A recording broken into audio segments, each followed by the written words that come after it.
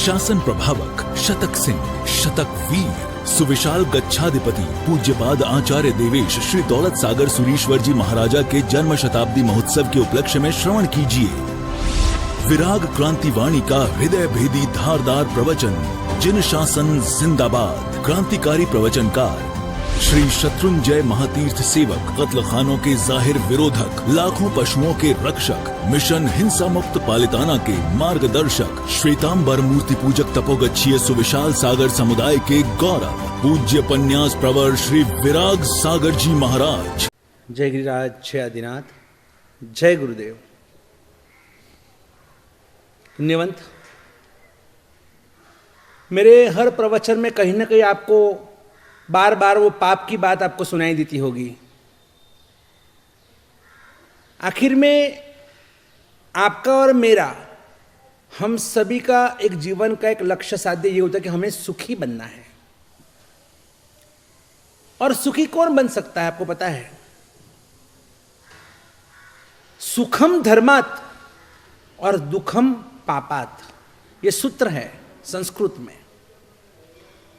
सुख चाहिए तो धर्म करो और दुख चाहिए तो पाप करो। पाप ये मूल है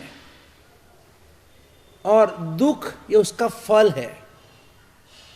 धर्म ये मूल है और सुख उसका फल है। सीधी व्याख्या है। सुखी बनना है, सुख चाहिए, आपको इज्जत चाहिए, सम्मान चाहिए, अगर आपको आदर सत्कार सम्मान चाहिए, अगर आपको रोटी कपड़ा मकान लाड़ी वाड़ी गाड़ी हाम दाम ठाम पैसा परिवार पद प्रतिष्ठा ये जो कुछ है, ये अगर ये सब किससे मिलता है तो कि पुण्य से मिलता है। और पुण्य की प्राप्ति कैसे होती है तो कि धर्म से होती है। पैसा भी कहाँ से मिलता है? पुण्य से मिलता है।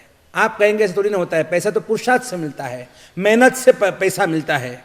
नहीं, ये हमारी गलत मान्यता है, ये भ्रमना है।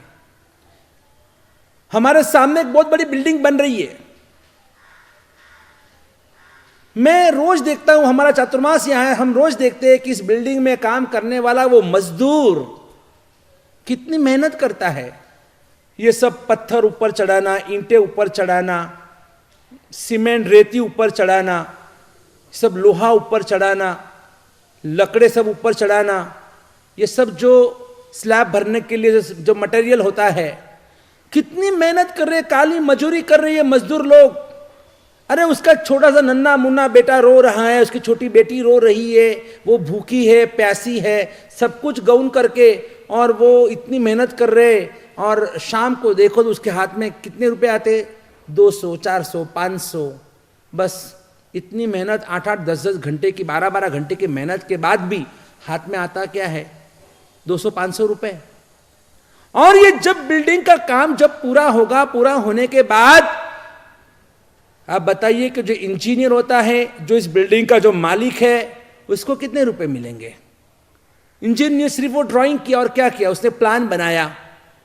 आर्किटेक्ट वगैरह सब प्लान बनाते हैं, और जो मालिक है उसने इसमें इन्वेस्ट किया है, पैसा इन्वेस्ट किया है। उसने ना तो एक ईंट कभी उठाई है, ना कभी उसने कोई सीमेंट की थैली ऊपर सिर पर उठाई है, लेकिन फिर भी वो कितना कमाएगा? करोड़ों। और ये बेचारा मजदूर पूरे दिन मेहनत करने के बाद भी उसको कितने मिलेंगे? 200-500। कितने मिलेंगे उसको? इसका मतलब ये हुआ कि अगर आपको सुख चाहिए तो आपको पुण्य की आवश्यकता है, और पुण्य की प्राप्ति धर्म से होती है। और अगर आप पाप कर रहे हो तो सीधी बात है, अधर्म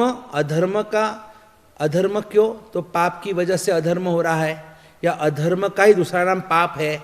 और पाप की वजह से ही आप और मैं जीवन में दुखी बन रहे हैं। जो भी कुछ हमारे जीवन में गलत हो रहा है, हम कहते हैं अरे मैंने कुछ गलत किया ही नहीं है, तो फिर मुझे ये सब मेरे जीवन में उल्टा पुल्टा क्यों हो रहा है? ठीक है, इस भव में जो ना मिले पर भव में मिलता है, लेकिन अपने अपने कर्मों का फल सबको मिलता है। अच्छा काम करो तो अच्छा फल मिलेगा, पुण्य मिलेगा, सुख मिलेगा। बुरा काम किया है तो बुरा फल मिलेगा, दुख मिलेगा। दर्द मिलेगा, ये सब कुछ होने वाला ही है। तो कहीं ना कहीं आज अगर हम अपने आप को दुखी मान रहे हैं, और मैं इतनी मेहनत करता हूँ, घर में बरकत ही नहीं है, पैसे हाथ में टिकते ही नहीं है, जितना भी पैसा कमाओ सब चला जाता है, मैं कितनी भी मेहनत करूँ तो लोग मुझे जूते ही मारते हैं, मैं घर में कितना भी काम करूँ तो भी सास तो हमेशा जेठानी की प्रशंसा करते हैं, मेरी देरानी की प्रशंसा करते हैं। ये जो इतना सब कुछ करने के बाद भी हमको यश नहीं मिलता है, या फिर हमको कोई हम समाज में कोई इज्जत नहीं मिलती है, घर में कोई हमारा कोई सुनता नहीं है, कहीं ना कहीं ये जो हमारे मन के अंदर ये जो भी कुछ एक उथल पथल जो मची हुई है, इस सब की वजह हम स्वयं हैं। हमने ही कोई गलत किया है, हमने ही कोई भूल की है, और इसीलिए आज हमें ये सब कुछ भुगतना पड़ रहा है। मैं बार बार हर प्रवचन में कहता हूं पाप पाप पाप, क्योंकि नवकार में स्वयं में लिखा है कि सव्व पाप पनासनो। हम ये जो भी धर्म की आराधना करें, पंच परमेष्ठी भगवंतों के हम उनको वंदन, उनको नमन, उनका स्मरण, उनका जपन, जो भी कुछ करते हैं, इन सब के पीछे का हमारा मुख्य उद्देश्य क्या होता है? एसो पंच नमुक्कारो सव्व पाप पनाशनो, सभी पापों का नाश। क्योंकि भगवान भी जानते हैं कि जब तक पाप का नाश नहीं होगा तब तक जीवन में कभी सुख का प्रकाश हो ही नहीं सकता है। और हम सबसे ज्यादा आज देखो 24 घंटों के अंदर हम सबसे ज्यादा पाप करते हैं ज्यादा, या हम पुण्य ज्यादा करते हैं? हम समझते अपने आप को, देखो मैंने सुबह प्रतिक्रमण कर लिया और मैं फिर मंदिर भी गया, मंदिर में मैंने भगवान के दर्शन की पूजा की, अष्टप्रकारी पूजा की, चैत्यवंदन किया, स्नात्र पूजा बनाया, फिर मैंने गुरुवंदन भी किया।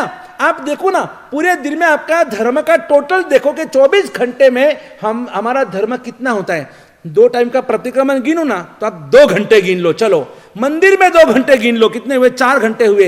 1 घंटा आपने प्रवचन सुने, 1 सामयिक क्या कर ली, पूरे दिन में हमारे 5 से 6 घंटे का हम धर्म करते हैं। और उस धर्म में भी वापिस कोई भलेवार तो होती नहीं है।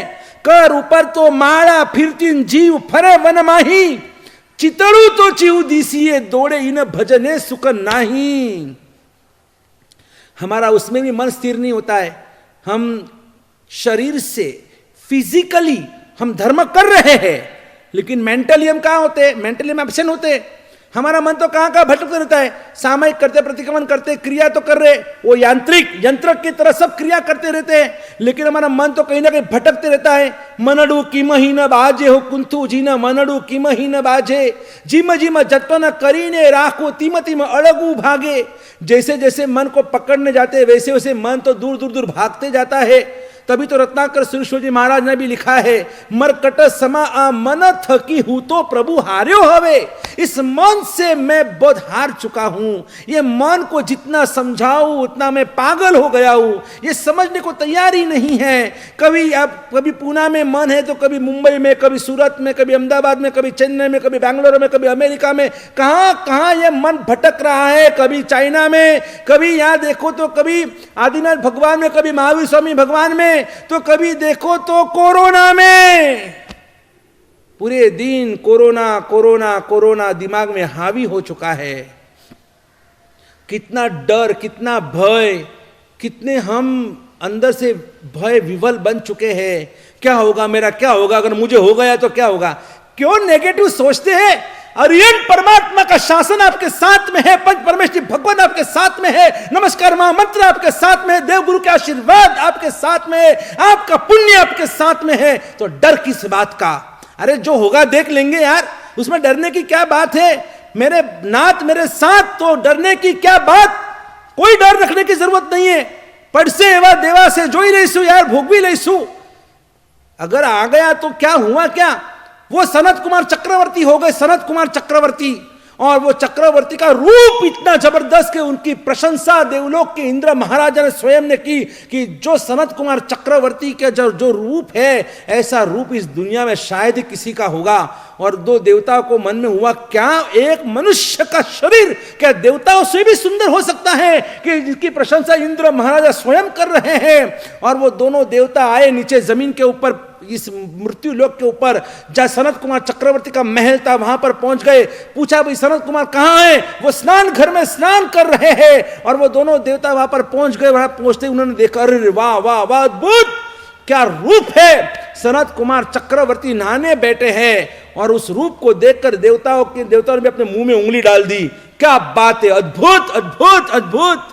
और तब सनत कुमार चक्रवर्ती उन देवताओं की इस प्रशंसा को सुनकर कहते हैं, अरे हे देवताओं, आप क्या मेरी आज प्रशंसा कर रहे हैं? अभी तो मैं स्नान घर में स्नान कर रहा हूं, मेरे शरीर के ऊपर कोई वस्त्र नहीं है, कोई अलंकार नहीं है, बस एक छोटा सा पंचिया पहनकर मैं बैठा हूं।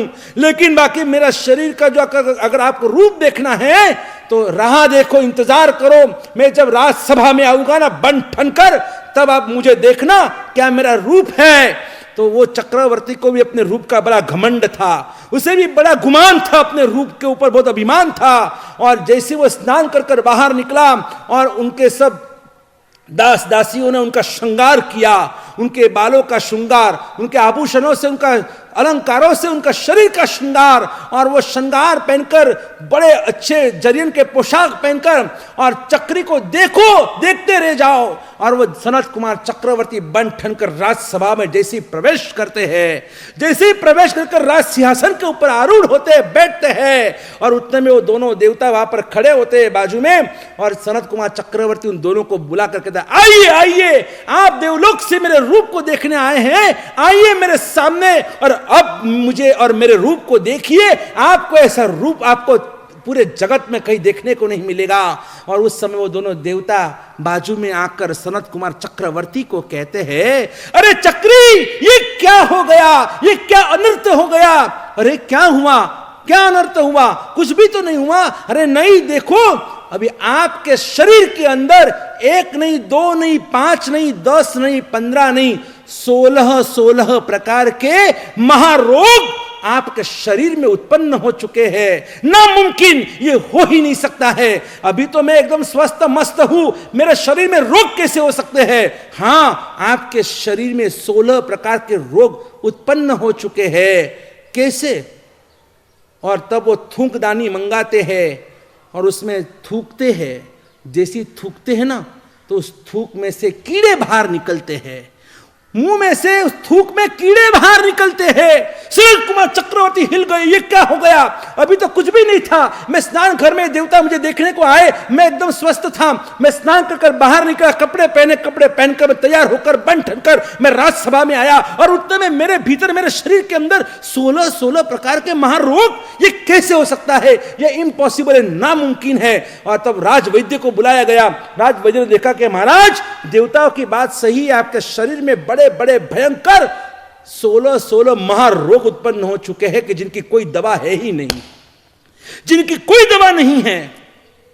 और ये सुनकर सनत कुमार चक्रवर्ती पूरे हिल गए, वो पूरे हिल गए। ये कैसे हो सकता है? मेरा शरीर मुझे दगा दे, मेरा शरीर मेरा विश्वासघात करे, तो जो शरीर मेरा सुनने को तैयार नहीं है, जो शरीर मुझे वफादार नहीं है, वो शरीर किस काम का नहीं। मैंने आज तक गलती की, मैंने इस शरीर के ऊपर ममत्व रखा, मोह रखा, मैंने इस शरीर को प्राधान्य दिया, मैं देहाध्यास में पड़ा था।